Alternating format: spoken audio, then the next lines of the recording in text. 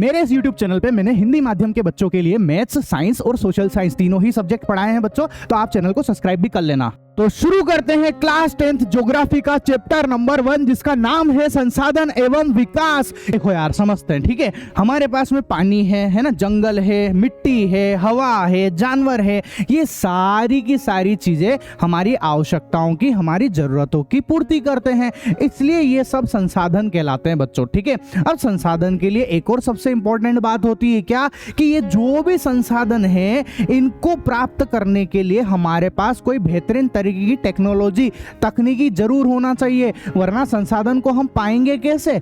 मान लो संसाधन तो है पर तकनीक ही नहीं है, टेक्नोलॉजी ही नहीं है, तो संसाधन किस काम का, ठीक है। तो संसाधन के लिए हमारे पास क्या होना चाहिए, टेक्नोलॉजी होना चाहिए। दूसरी बात यह है कि जो भी संसाधन है उसकी कीमत ज्यादा नहीं होनी चाहिए, वो कम पैसे में होना चाहिए, ताकि हर एक व्यक्ति उसका यूज कर सके, उसका उपयोग कर सके बेटा, है ना। और तीसरी बात यह है कि उसको पूरा समाज, जो भी संसाधन आप जिसके बारे में भी बात कर रहे हो, उसको पूरा समाज एक्सेप्ट कर ले। ऐसा नहीं हो कि भैया समाज में जो है आप लोगों ने कुछ बम बम बना दिया और आप बोल रहे हो ये संसाधन है, तो भैया समाज के एक्सेप्ट करेगा क्या, उस चीज को नहीं करेगा, ठीक है। तो समाज में वो एक्सेप्ट भी होना चाहिए आपका संसाधन, क्लियर है। अच्छा, अब जो संसाधन होते हैं ना बेटा, देखो वो आपकी किताब में आपने एक ट्रायंगल देखा होगा, एक त्रिभुज देखा होगा, ठीक है, जिसके 3 शीर्ष होते हैं, एक शीर्ष ये रहा, एक ये रहा और एक ये रहा। इसके तीनों शीर्ष पे आप देखो, यहाँ पर सबसे ऊपर हमको जो है भौतिक पर्यावरण दिख रहा है, मतलब इसके एक शीर्ष पे कौन बैठा हुआ है, भौतिक पर्यावरण, नेचर बैठा हुआ है हमारा, है ना।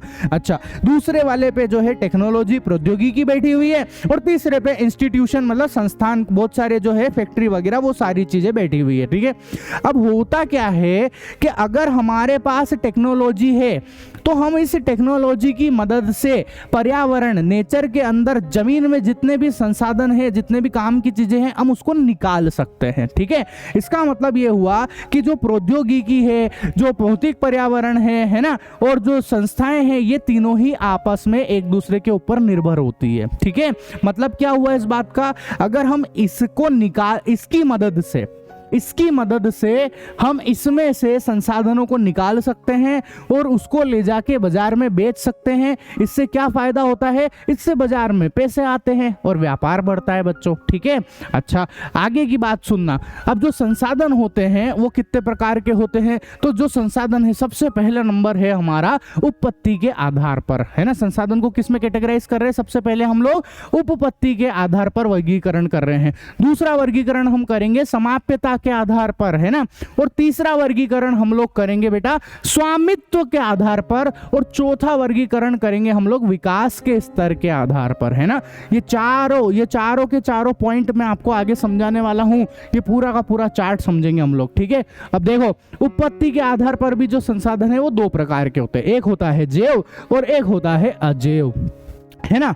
और समाप्यता के आधार पर 2 प्रकार के, एक नवीकरणीय योग्य और एक होता है अनवीकरणीय योग्य, ठीक है। उसके बाद स्वामित्व के आधार पर 4 प्रकार के होते हैं, कौन कौन से, एक होता है हमारे पास व्यक्तिगत, दूसरा है सामुदायिक, तीसरा है राष्ट्रीय और चौथा है अंतरराष्ट्रीय, ठीक है। उसके बाद विकास के आधार पर देखोगे तो उसमें आएगा संभावी, है ना, विकसित भंडार, और एक और आता है संचित कोष बच्चों, ठीक है। तो ये जो पूरा चार्ट मैंने आपको यहाँ पर बना के दिया है, इसको अब हम आगे पढ़ने वाले हैं, एक एक चीजों के बारे में डिटेल में स्टडी करेंगे बच्चों, ठीक है।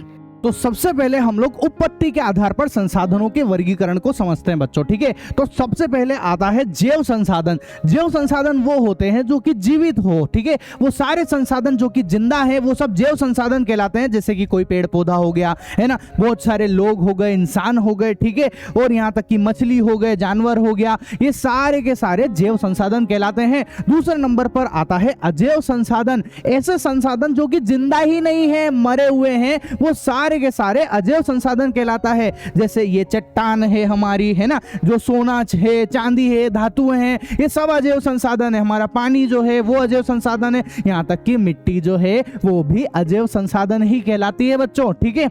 इसके बाद हम लोग समझते हैं समाप्यता के आधार पर वर्गीकरण को, है ना। तो सबसे पहले आया नवीकरणीय संसाधन। नवीकरणीय संसाधन वो होते हैं ऐसे संसाधन जिनको हम यूज भी करें और वो नए नए बनते भी जाते हैं, है ना, मतलब वो कभी खत्म ही नहीं होते हैं, वो सारे संसाधन नवीकरणीय संसाधन कहलाते हैं। एग्जाम्पल के लिए जैसे कि विंड एनर्जी मतलब पवन ऊर्जा, बताओ हवा चलती रहेगी, दुनिया खत्म हो जाएगी, हवा खत्म नहीं होने वाली, ठीक है, हवा चलती रहेगी तो उससे जो ऊर्जा बनती है उसको नवीकरणीय ऊर्जा बोलते हैं, पवन ऊर्जा बोलते हैं बच्चों, ठीक है। ऐसे ही सूरज से जो हम लोग जो है ऊर्जा प्राप्त करते हैं, सोलर एनर्जी, भाई साहब आजकल बहुत फेमस चल रहा है सोलर एनर्जी, है ना, तो सोलर एनर्जी सूर्य की ऊर्जा जो है वो कभी खत्म होने वाली नहीं है। तो ऐसे संसाधन को, ये जो सूरज हो गया, ये जो हवा हो गई, इन सभी संसाधन को हम लोग नवीकरणीय संसाधन कहते हैं। इसके उल्टा आता है दूसरे नंबर का, वो है अनवीकरणीय संसाधन। अनवीकरणीय संसाधन वो होते हैं जो कि समय के साथ खत्म होते जाते हैं, मतलब हम यूज कर लेंगे तो वो खत्म होते जाएंगे। एग्जाम्पल के लिए जैसे कि कोयला, है ना, अब कोयले को आप यूज करते रहो, कोयले की खदान में से कोयला निकालते रहो, उसको उपयोग में लाते रहो, एक न एक दिन खदानें खत्म हो जाएगी, कोयला खत्म हो जाएगा, है ना। ऐसे ही पेट्रोल है, ठीक है, इसी तरीके से सीएनजी है, ये सारे के सारे जो है अनवीकरणीय संसाधन है, एक ना एक दिन जरूर खत्म हो जाएंगे बच्चों ये, ठीक है। इसीलिए तो बोलते हैं इन सब चीजों को जो है सोच समझ के यूज करना चाहिए, फालतू में बिगाड़ना नहीं चाहिए, ठीक है। अच्छा, इसके बाद आता है स्वामित्व के आधार पर संसाधनों का वर्गीकरण। तो सबसे पहला स्वामित्व मतलब कौन उसका मालिक है, ये हुआ इसका मतलब, ठीक है। तो सबसे पहला आता है व्यक्तिगत संसाधन। व्यक्तिगत संसाधन ऐसे संसाधन होते हैं जो पर्टिकुलर किसी व्यक्ति के हो, किसी की निजी संपत्ति हो, है ना। जैसे मैं आपको बताऊं, जैसे एक व्यक्ति है ना, अब इस व्यक्ति ने, इसका खुद का घर हो गया, ठीक है, इसकी खुद की गाड़ी हो गई, है ना, इसका खुद का प्लॉट हो गया, तो ये इसके खुद की निजी है, तो ये इसके व्यक्तिगत संसाधन कहलाते हैं बच्चों, ठीक है, किसी की निजी प्रॉपर्टी, है ना।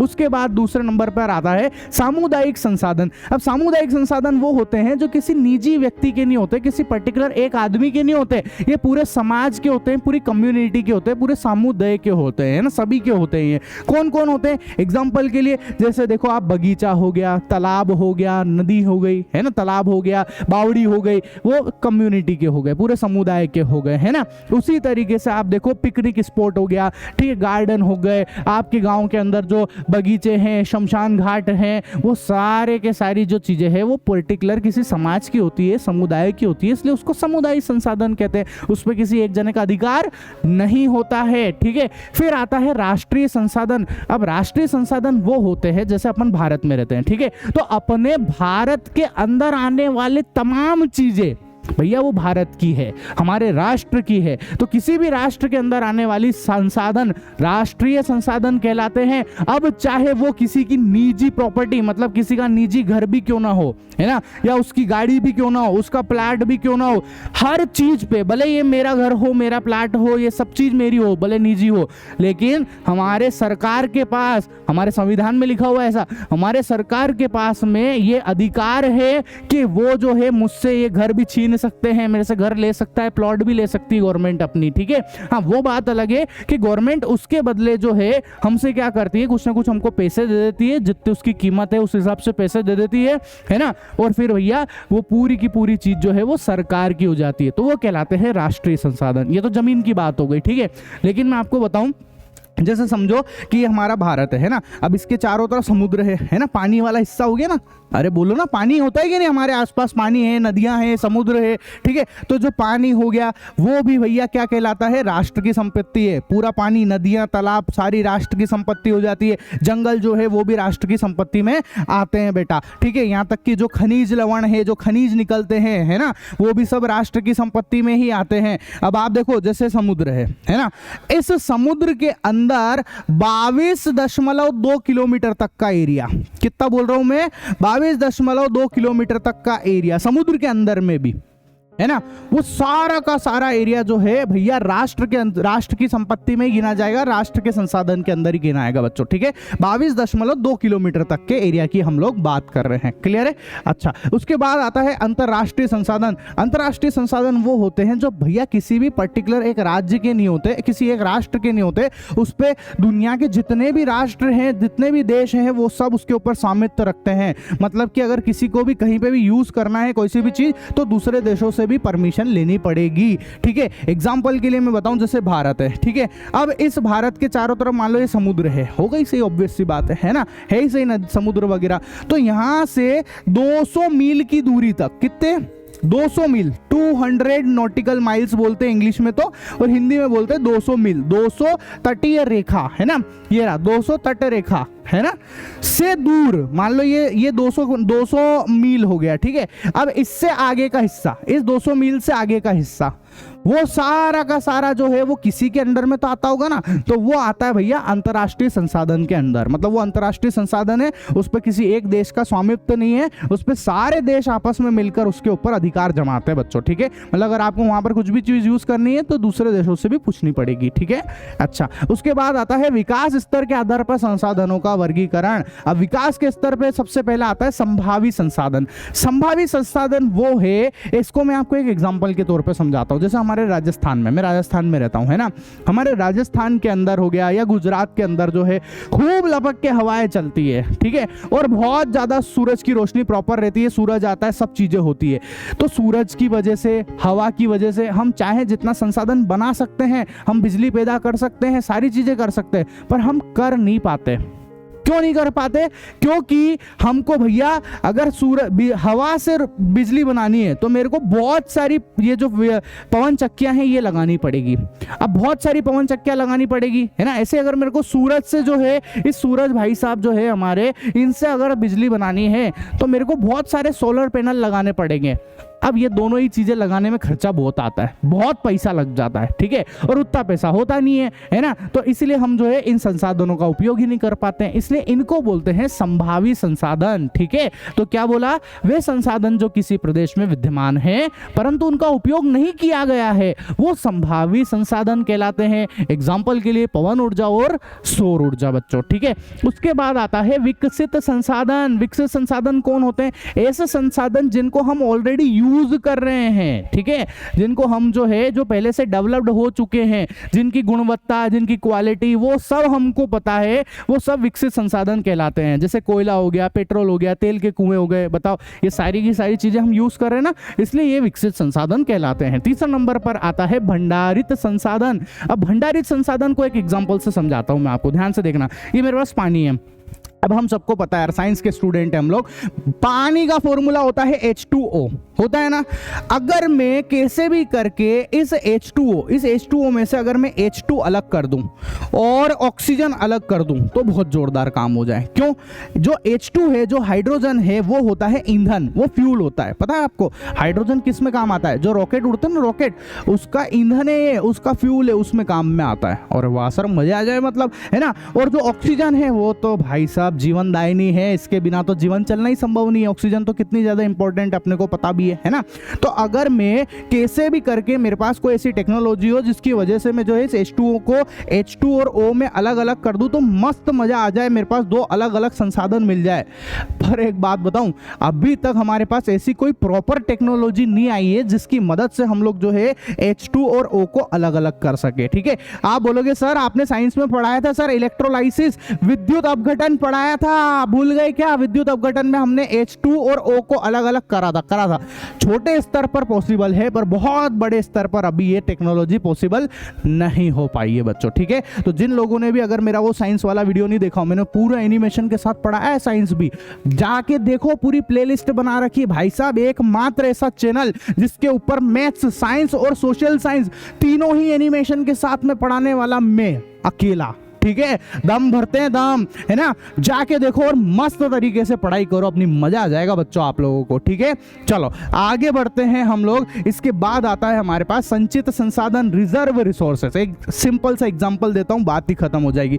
हमारे पास है बांध, डैम होता है ना, डैम के अंदर पानी होता है कि नहीं होता है? पानी को हम रिजर्व करके रखते हैं कि नहीं रखते हैं? बताओ, रिजर्व मतलब स्टॉक करके रख लेते हैं कि नहीं रख लेते हैं? तो ऐसे संसाधन जो कि जैसे पानी हो गया, डैम का पानी हो गया, बांध का पानी हो गया, वो सब रिजर्व कहलाते हैं, है ना। उनको हम यूज करेंगे, अभी तो नहीं कर रहे यूज, पर आगे जाके यूज करेंगे। किस में यूज करते हैं बताओ? बांध के पानी को बिजली बनाने में, है ना, इन सब चीजों में यूज करते हैं बच्चों, ठीक है। तो ये हुआ हमारे संसाधन। जैसे एक और जंगल है, तो जंगल भी क्या है? रिजर्व संसाधन है, बहुत सारी चीजों में काम में आता है। लकड़ी पहाड़ियों के वगैरह में, जंगल से बहुत सारे लोगों को आमदनी चलती है, वहाँ का खर्चा पानी निकलता है, सारी चीज़ें होती है बच्चों। ठीक है, आई बात समझ में। अब हम सबको पता है कि संसाधन हमारे लिए कितना ज़्यादा ज़रूरी है ना, लेकिन कुछ लोगों ने जो है इन संसाधनों का अंधाधुन कटाई करी, अंधाधुन इनका यूज़ करा, जिसकी वजह से जो है बहुत सारी समस्याएं उत्पन्न हो गई। ठीक है, अब सबसे मेन समस्या कौन सी है वो बताता हूं आपको, है ना। 3 मेन समस्याएं हैं। तो सबसे पहले नंबर पे आती है कि भैया कुछ व्यक्तियों के जो कुछ थोड़े बहुत होते हैं ना लालची लोग,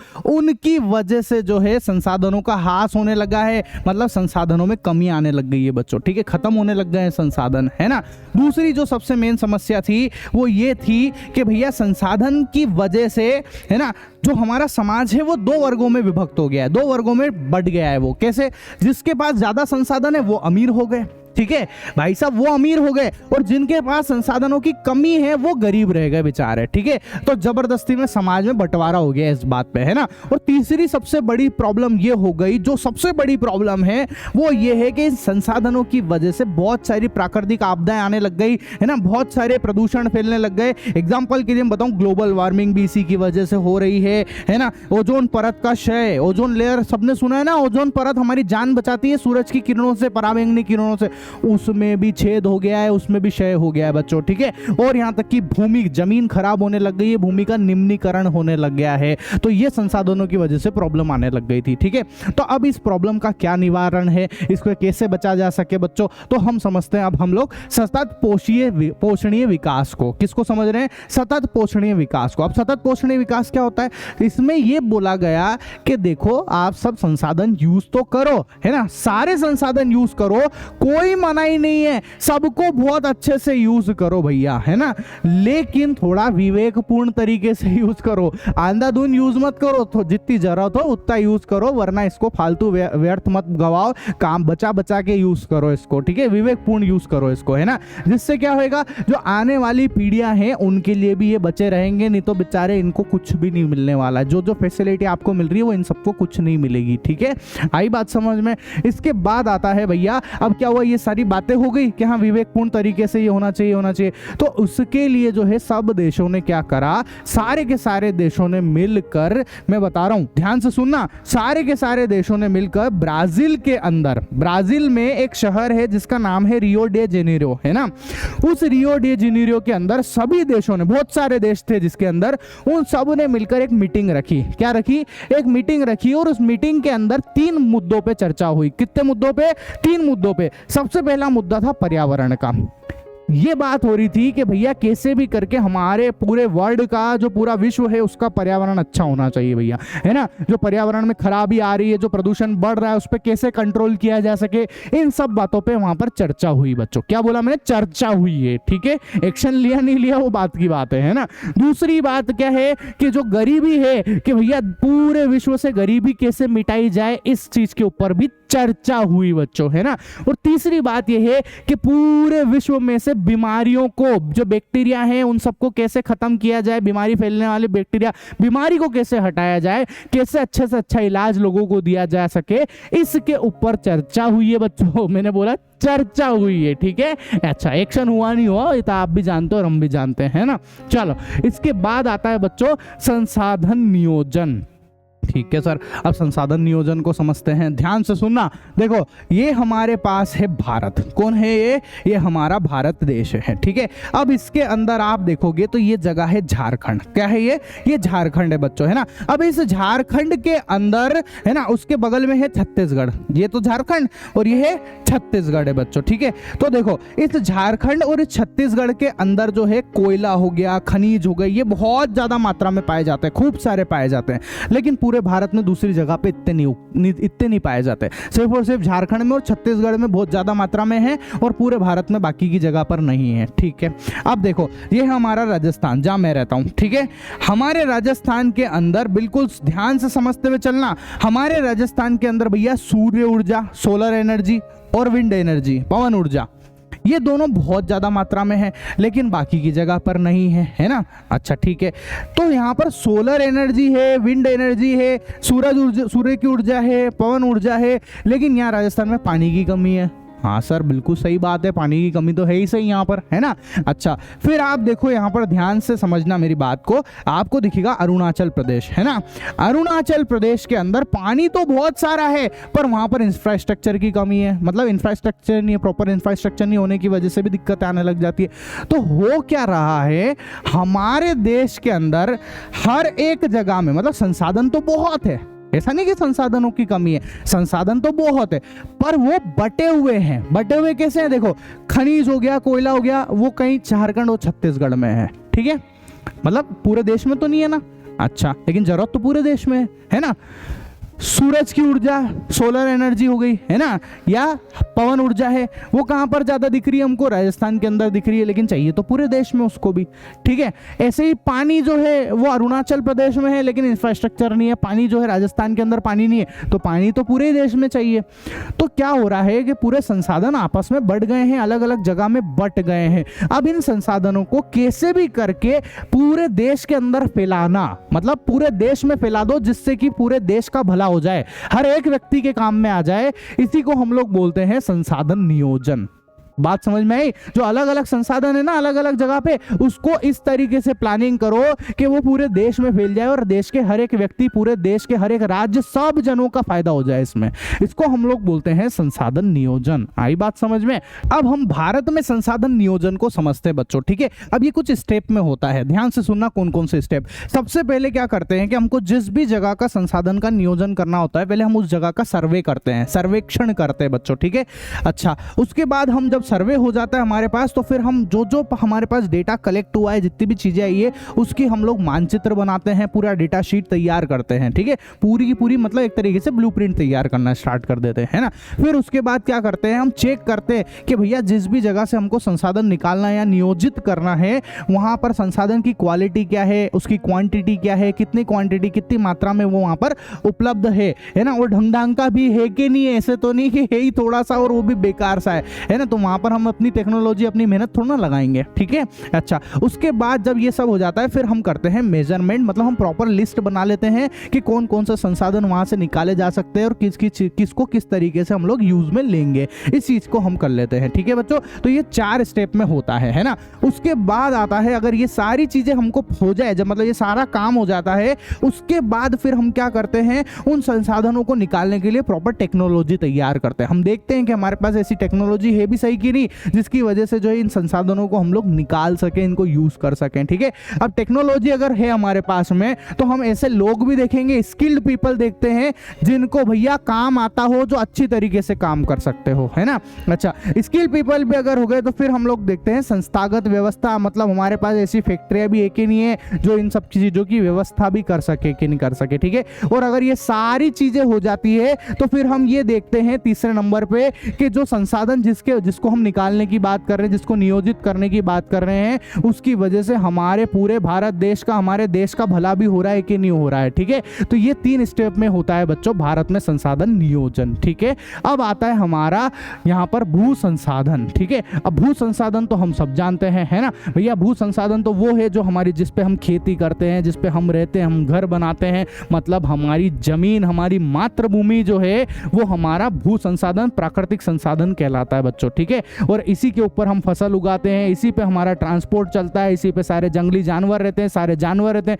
सारे इंसान रहते हैं, इसी के ऊपर गाड़ियां दौड़ती है, इसी पे बस दौड़ता है, बस चलती है, सब चीज जो है जमीन के ऊपर ही हो रहा है, और इसलिए इसको बोलते हैं हम लोग भू संसाधन। और ये एक मोस्ट इंपॉर्टेंट चीज होती है, आप सबको पता है जमीन हमारे लिए कितनी ज्यादा जरूरी है बच्चों, ठीक है। तो अब देखो भारत में भू संसाधन को समझाता हूं मैं आपको, है ना। हमारे भारत के अंदर जो पूरा भारत है ना, उसका पूरा एरिया, जितना भी एरिया है, उसमें से 43% हिस्से पे तो मैदान है बच्चों। क्या है? मैदान है ना। और आप देखो यहाँ पर 30% हिस्सों पे पहाड़ है, ठीक है। और कुछ जो 27% हिस्सा बच रहा है, उस पे पठार आ जाता है बच्चों। क्या आ जाते हैं? पठार आ जाते हैं। तो इस तरीके से जो है हमारा पूरा भू संसाधन बटा हुआ है, ठीक है। 43% पे मैदान 30% पे पहाड़ और 27% पे जो है वो पठार आ जाते हैं बच्चों। आई बात समझ में? ठीक है। अब जो देखो जो पठारी क्षेत्र है वहां से क्या क्या निकलता है, खनिज निकल जाता है, जीवाश्म ईंधन निकल जाता है और वनों का अपार संचय होता है। मतलब यहाँ पर जो है खनिज लवण होते हैं, जीवाश्म होते हैं, फ्यूल होते हैं ना, फॉसिल फ्यूल, वो होता है। ठीक है। और बहुत सारे वन भी होते हैं यहाँ पर। ठीक है। अच्छा, और पहाड़ के अंदर तो हम सबको पता ही है यार, पहाड़ में से कितनी सारी जड़ी बूटियां निकलती है, बहुत सारी नदियां निकलती है, उसी नदियों का पानी हम लोग पीते हैं, वो सारी चीजें यहाँ पर होती है। और मैदान तो वो जगह जहाँ पर हम खेती करते हैं, अधिकतर खेती तो इसी जगह पर होती है। ठीक है। तो ये तीनों ही हमारे लिए इंपॉर्टेंट है बच्चों। ठीक है। समझते हैं भू उपयोग को, मतलब कि हमारी जमीन का उपयोग कहां कहां पर होता है, इस चीज को हम लोग समझने वाले हैं। ठीक है।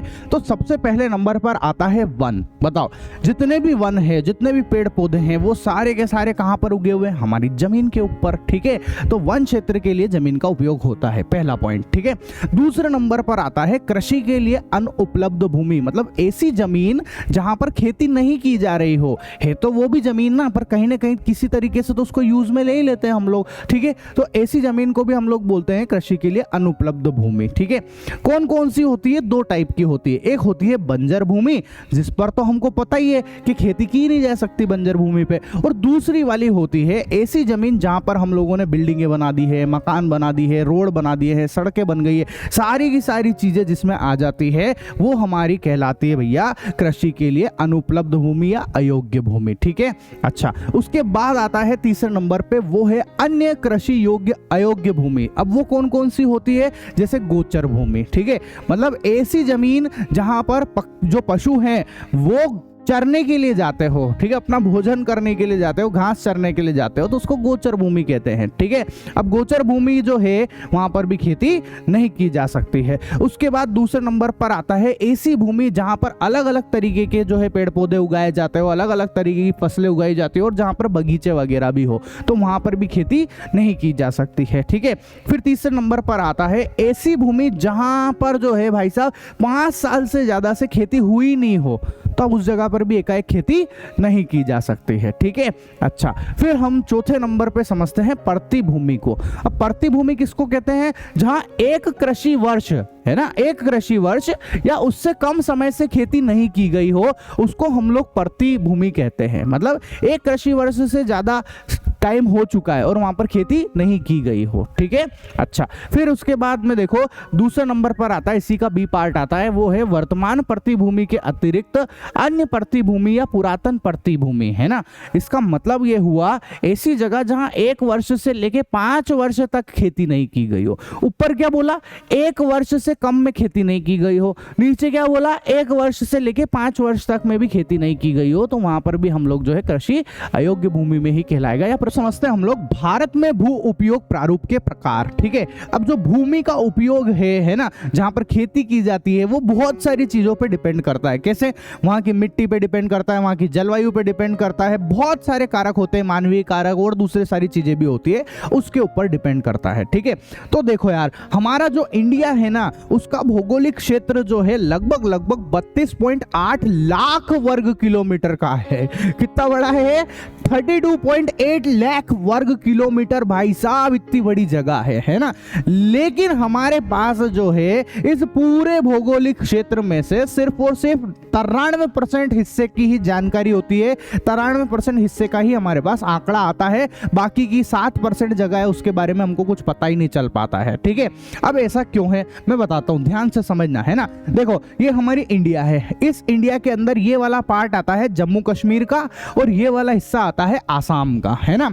अब जम्मू कश्मीर में ऐसा बहुत सारा हिस्सा है ये वाला जो कि पाकिस्तान के कब्जे में आता है। इसको हम बोलते हैं पाकिस्तान ऑक्यूपाइड, है ना, पीओके बोलते हैं ना इसको शॉर्टकट में। ठीक है। पाकिस्तान ऑक्यूपाइड कश्मीर, ठीक है, पीओके में आ जाता है, तो वहां की जानकारी हमको मिल नहीं पाती है। ऐसे ही कुछ हिस्सा इसी जम्मू कश्मीर का वो चाइना के कब्जे में आ जाता है, चाइना ऑक्यूपाइड होता है वो। ठीक है। ऐसा, और सेम बात मैं बताऊं आपको, ये जो आसाम है, इस आसाम के अंदर भी कुछ हिस्सा जो है वो चाइना के कब्जे में आता है, चाइना ने उसके ऊपर अधिकार जमा रखा है। ठीक है। तो ये जो हिस्से मैंने बताए हैं, ये टोटल जो है ये 7% हिस्सा हो जाता है। कितना हिस्सा हो गया? ये 7% हिस्सा हो गया। अब वो दूसरे के कब्जे में, तो हमारे को कुछ पता ही नहीं चल पाता, इसलिए हमारे पास इस जगह के आंकड़े नहीं होते हैं बच्चों कि यहाँ पर क्या हो रहा है। आई बात समझ में? ठीक है, कोई तकलीफ हो तो बताओ मेरे को जल्दी से, नहीं ना? चलो आगे बढ़ते हैं। अब आता है बच्चों शुद्ध निवल बोया गया क्षेत्र। अब बोया गया क्षेत्र का सीधा सीधा सा मतलब है ऐसी जमीन जहां पर फसल उगाई और काटी जाती है, उसको भैया बोया गया क्षेत्र बोल देते हैं, है कि नहीं? जहां पर फसल उगाओगे और काटोगे उसको क्या बोलोगे? बोया गया क्षेत्र बोल देंगे, ठीक है? ऐसा। तो अब इसके बाद आता है हमारे पास में सकल कृषित क्षेत्र। अब सकल कृषित क्षेत्र का मतलब क्या होता है, ध्यान से समझना, ठीक है? ऐसी जमीन जहां पर एक बार तो फसल उगाई जाती हो। कितनी बार? एक बार उगाई जाओ, जहां पर सिर्फ और सिर्फ एक ही बार फसल उगाई जाती हो, ठीक है? साथ में एक और ऐसी जमीन जहां पर एक बार तो उगाते ही उगाते हैं, लेकिन एक से ज्यादा बार भी उगा सकते हैं, ठीक है?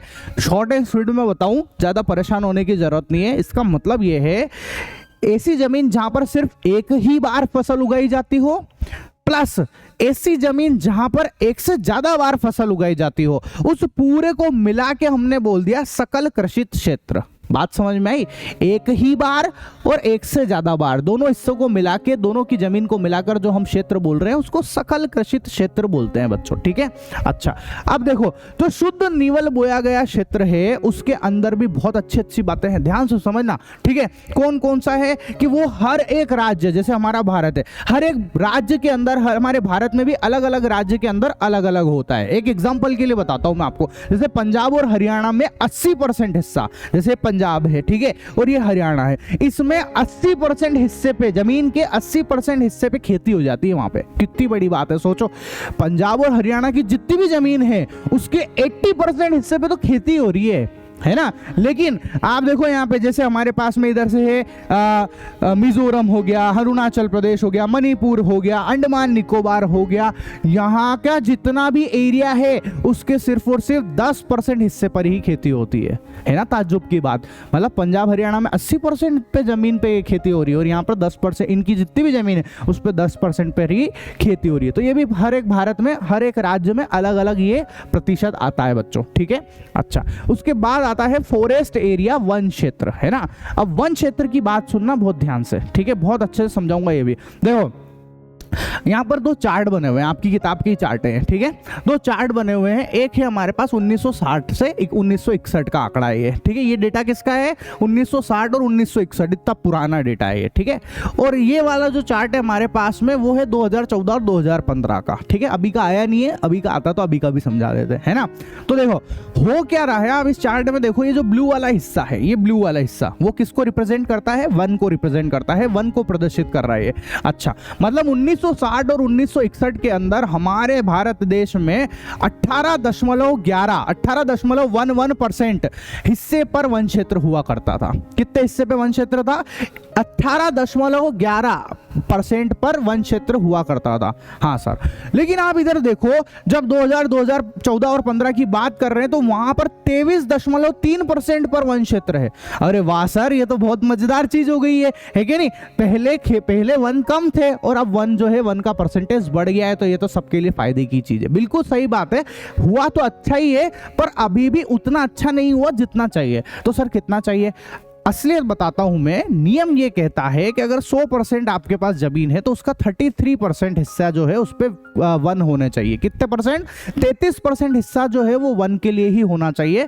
तो अभी भी हमारे पास जो है बहुत बच रहा है, अभी तो 23.3 पे ही पहुंचे हम लोग, है ना? अभी तो हमको 10% का आंकड़ा और चाहिए। हालांकि ये आंकड़ा 2014 और 15 का है, अभी उसके बाद तो बहुत कुछ अच्छा हो चुका होगा, ठीक है? अब समझते हैं हम लोग भू निम्नीकरण को, ठीक है? तो इसका सीधा सीधा सा मतलब ये है कि जो जमीन है उसकी जो क्वालिटी है, उसमें जो गिरावट आ रही है, उसी को हम लोग बोलते हैं भू निम्नीकरण। डेफिनेशन भी पढ़ लो आप लोग, भूमि की गुणवत्ता में गिरावट को भू निम्नीकरण कहा जाता है, ठीक है? तो जमीन की क्वालिटी क्यों खराब हो रही है, उसका क्या क्या कारण है, तो उसके कारण को समझना है ना। सबसे पहला आता है वनोन्मूलन। वनोन्मूलन का मतलब पेड़ पौधों की, जो हम वनों की जो कटाई कर रहे हैं उसकी वजह से जो है जमीन जो है वो खराब होती जा रही है दिन पे दिन, ठीक है?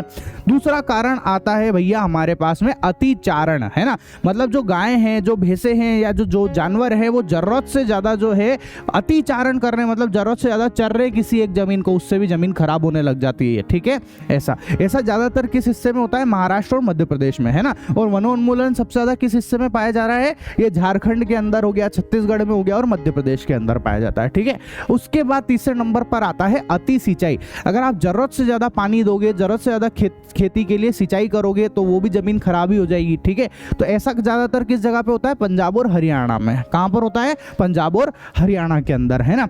उसके बाद आता है खनन। खनन का मतलब ये है, आप सबको पता है, जमीन को खोद के माइनिंग करना, मतलब, है ना, समझ रहे हो ना, वहां से चीजें निकालना। उससे भी जमीन जो है वो खराब होने लगती है, निम्नीकरण होने लग जाता है। ये कहां पर होता है? ज्यादातर झारखंड हो गया, है ना, या बिहार हो गया, इन एरिया में ज्यादा होता है। ठीक है, इसके बाद में आता है औद्योगिक प्रदूषण। औद्योगिक प्रदूषण मतलब जहां पे इंडस्ट्री हो तो उस इंडस्ट्री से जो है निकलने वाला कचरा, ठीक है, जो प्लास्टिक्स हो गए, सारी की सारी चीजें हमारे जमीन को खराब ही कर रही है और जमीन की क्वालिटी बिल्कुल बिगड़ती जा रही है बच्चों। ठीक है, अच्छा, इसके बाद आता है कि आखिर चलो खराब हो रही है, सब कुछ है, तो इसका कोई उपाय है क्या? इसको रोक सकते हैं क्या कैसे भी करके? तो हाँ, बिल्कुल रोक सकते हैं भैया। जो पेड़ कट रहे थे, पेड़ काटने की बजाय पेड़ लगाना चालू कर दो। वनारोपण मतलब वन लगाओ, पेड़ ज्यादा से ज्यादा लगाओ, तो जमीन अपने आप अच्छी होने लग जाएगी। ठीक है, दूसरा होता है पशुचारण नियंत्रण। मतलब जो गाय भैंसे, जो पशु है, जितने भी वो जो चर रहे हैं, बिल्कुल कोई उनके ऊपर कंट्रोल ही नहीं है, जो अनशन तरीके से चर रहे हैं, उसको कंट्रोल करके रखो। मतलब एक फिक्स जगह बनाई जाए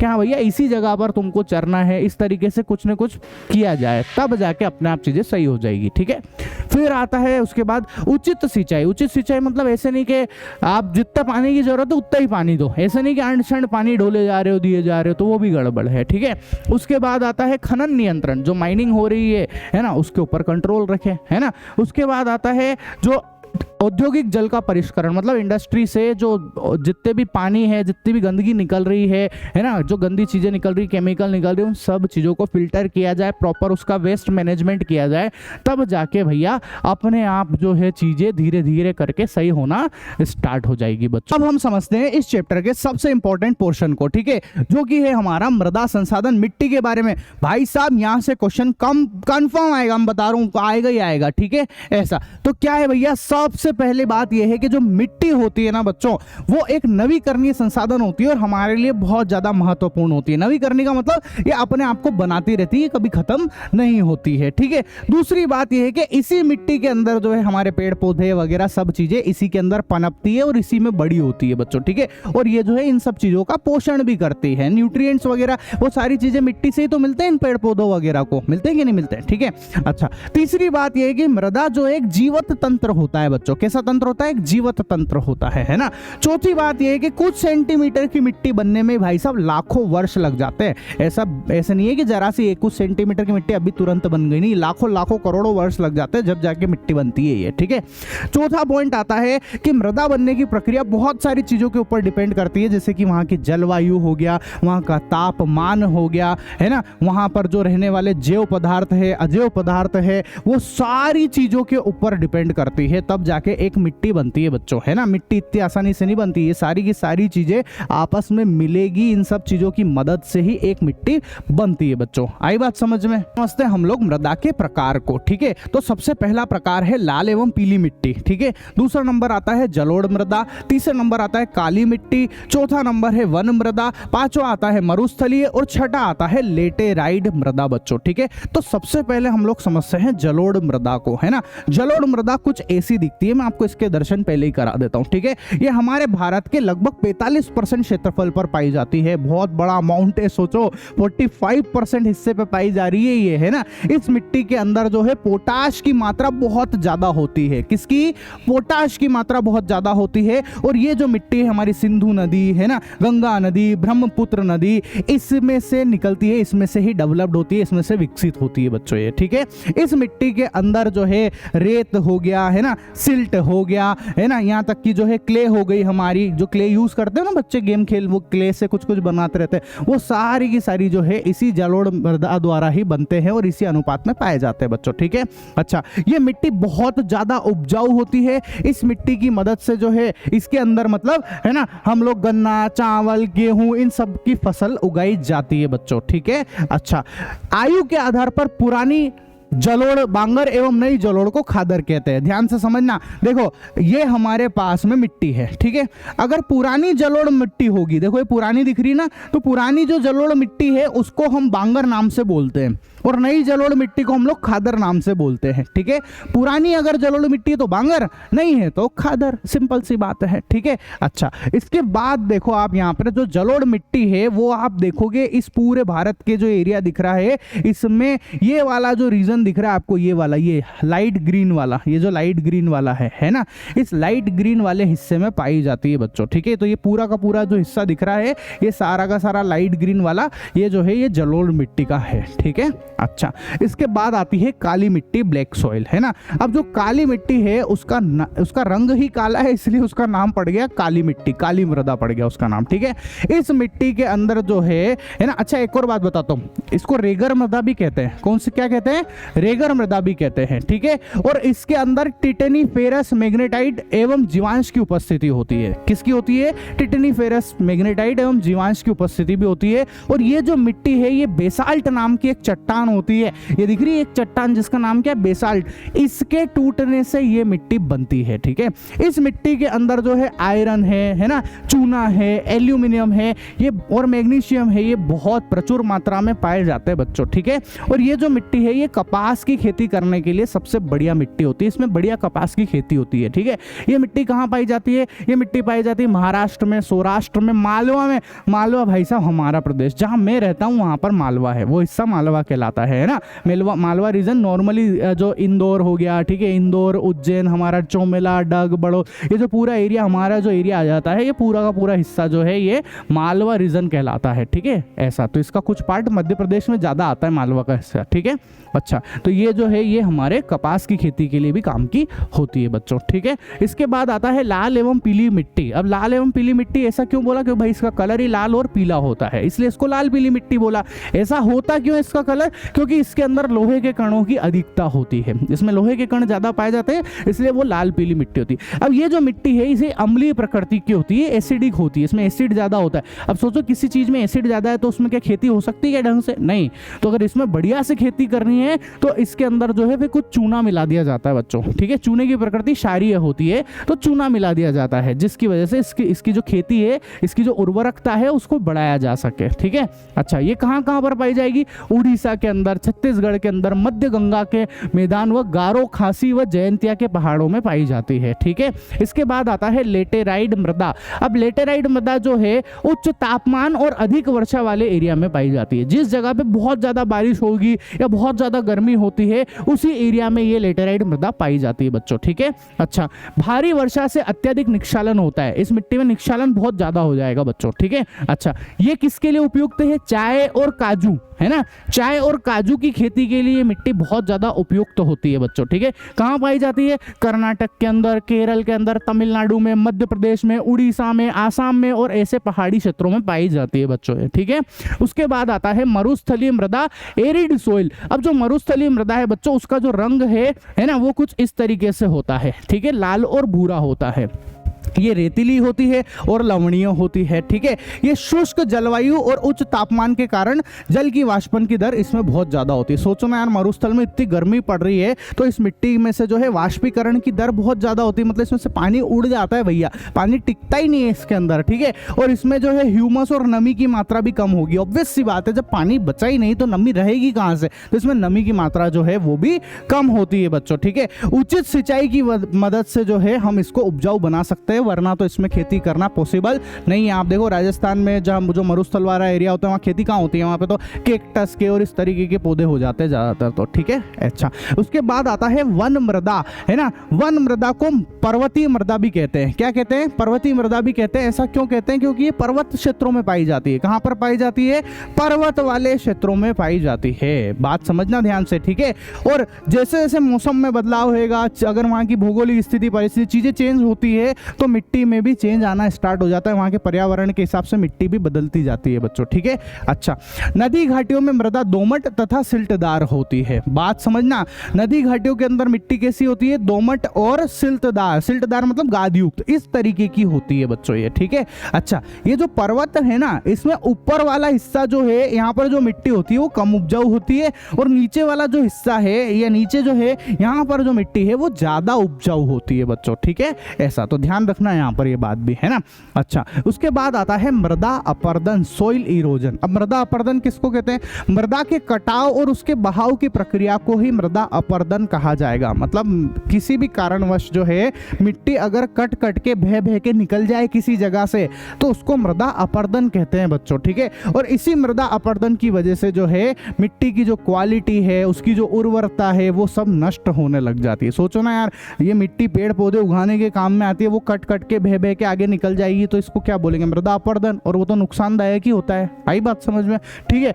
इसके बाद देखते हैं हम लोग मृदा अपरदन जो है बच्चों वो 3 प्रकार का होता है। सबसे पहला होता है अवनलिकाएं, है ना। दूसरे नंबर पे आती है चादर अपरदन, और तीसरे नंबर पर आता है हवा अपरदन, ठीक है बच्चों। तो कौन कौन सा होता है? सबसे पहले अवनलिका किसको कहते हैं मैं बताता हूँ। आप सबने देखा होगा, ये फोटो से आपको समझ में आ जाएगा, कोई बड़ी बात नहीं है इसके अंदर, बहुत सिंपल चीजें चल रही है। क्या है इस फोटो में? आप देखो इस जगह की मिट्टी कट गई, तो यहाँ पर कुछ एक अवनलिका, नलिकाएं ऐसी बन गई है, देखो ये देखो इस तरीके से। तो इस जगह की मिट्टी कट गई इसलिए ऐसा हो गया है, इसको बोलते हैं हम लोग अवनलिका, है ना। तो क्या बोला? बहता हुआ मृतिका युक्त मृदाओं को काटते हुए गहरी वाहिका बनाता है, जिन्हें अवनलिका कहते हैं, ठीक है। ऐसा, आगे सुनो। ऐसी भूमि जो जोतने योग्य नहीं रहती है उसे उत्खात भूमि कहते हैं। ऐसी जमीन जहां पे खेती नहीं कर सकते, जहां पे जुताई भी नहीं हो सकती है ना, खेत जोतते हैं कि नहीं जोतते पहले, है ना। तो अगर ऐसी जमीन जो जोतने योग्य नहीं होती है उसको उत्खात भूमि कहते हैं, ठीक है। और इसी उत्खात भूमि को चंबल रीजन, जो चंबल एरिया है, उसमें इसी उत्खात भूमि का नाम है बच्चों खड्ड भूमि। क्या बोलते हैं इसको? खड्ड भूमि भी कहते हैं। तो उत्खात भूमि और खड्ड भूमि दोनों बात तो एक ही है बच्चों, ठीक है। अच्छा, इसके बाद आता है चादर अपरदन। अब चादर अपरदन क्या होता है? ये देखो, पानी की चादर चलती है, उसकी वजह से जो है मिट्टी बह के चली जाती है, उसको चादर अपरदन कहते हैं बच्चों, ठीक है। तो कई बार जल विस्तृत क्षेत्र को ढके हुए ढाल के साथ नीचे की ओर बहता है, मतलब पानी बहता रहता है और वो मिट्टी को बहा के ले जाता है, उसको हम लोग बोलते हैं चादर अपरदन बोलते हैं बच्चों इसको, ठीक है। अच्छा, नेक्स्ट आता है बच्चों हमारे पास पवन अपरदन। अब नाम से समझ में आ रहा है कि भैया बहुत तेज हवाएं चलती है, उस हवाओं की वजह से जो है मिट्टी उड़ उड़ के चल जाती है, मिट्टी एक जगह से दूसरी जगह चली जाती है, बहती तो नहीं है, उड़ के निकल जाती है, उसको बोलते हैं हम लोग पवन अपरदन। क्या कहते हैं? पवन अपरदन कहते हैं बच्चों, ठीक है। तो अब यार मिट्टी को आखिर ये सारी अपरदन हो रही है, ये सारी चीजें हो रही है, तो ये तो बेकार है मिट्टी के लिए, अपरदन से बचाना तो पड़ेगा ना। तो फिर आता है टॉपिक मृदा संरक्षण, है ना। अब जो मृदा संरक्षण है बच्चों वो भैया 4 टाइप का। सबसे पहले समोच्च जुताई, कितने तरीके से कर सकते हैं देखते जाना। समोच्च जुताई से, है ना। दूसरा होता है सोपान कृषि से कर सकते हैं, तीसरा पट्टी कृषि से कर सकते हैं, और चौथा है रक्षक मेखला से कर सकते हैं, ठीक है। अब एक एक को समझेंगे, ध्यान से देखो।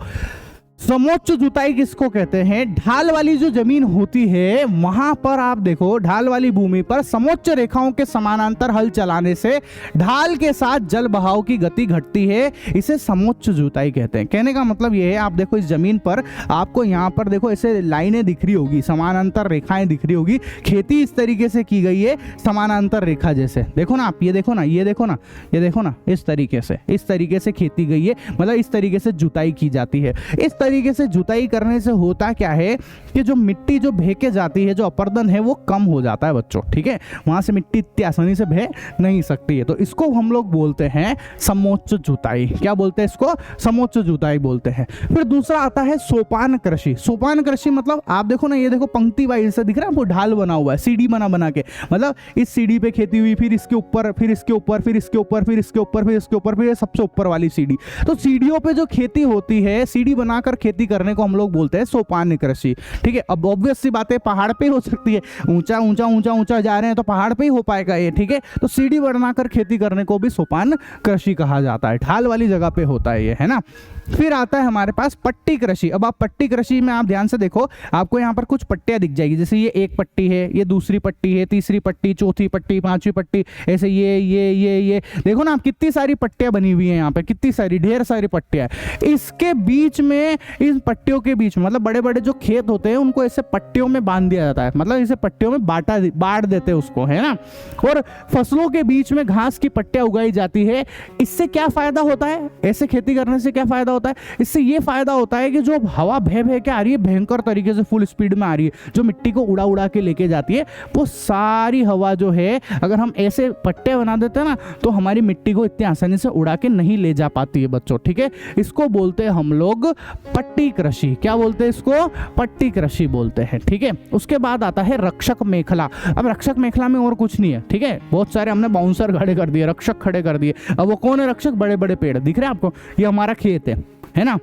और यहाँ हमने इसके चारों तरफ ऐसे बाउंड्री बना दी, और बाउंड्री भी किस चीज़ की? बड़े बड़े पेड़ों की बाउंड्री बनाई है। अब इससे क्या फायदा होएगा? मान लो वहाँ से बहुत तेज अगर हवा चल के आ रही है, तो इस खेत की मिट्टी उड़ के नहीं चले जाए, है ना। तो ये पेड़ क्या करते हैं? उस हवा को रोक लेते हैं। ठीक है, जो हवा आ रही है उसको रोक लेते हैं, जिससे इधर की मिट्टी जो है उड़ के नहीं चली जाए और अपरदन जो है वो नहीं हो बच्चों। तो इसको बोलते हैं हम लोग रक्षक मेखला। ठीक है, अच्छा, तो आई बात समझ में। तो ये अपना पूरा चैप्टर कंप्लीट होता है बच्चों। जो मैंने जो है मेरे इस यूट्यूब चैनल के ऊपर विज्ञान, गणित, सामाजिक विज्ञान, तीनों ही सब्जेक्ट को बच्चों, हिंदी मीडियम और इंग्लिश मीडियम दोनों के लिए मैंने इसके ऊपर वीडियो डाल दिए हैं, पूरे चैप्टर डाले हैं बच्चों, जिससे आपकी कंप्लीट पढ़ाई हो जाएगी, वो भी फ्री में बच्चों। ठीक है, तो आप जल्दी से मेरे इस चैनल को सब्सक्राइब कर लेना और अपने दोस्तों के साथ शेयर भी कर देना। मिलते हैं हम हमारे सामाजिक विज्ञान के नेक्स्ट वीडियो के अंदर, तब तक के लिए टाटा बाय बाय।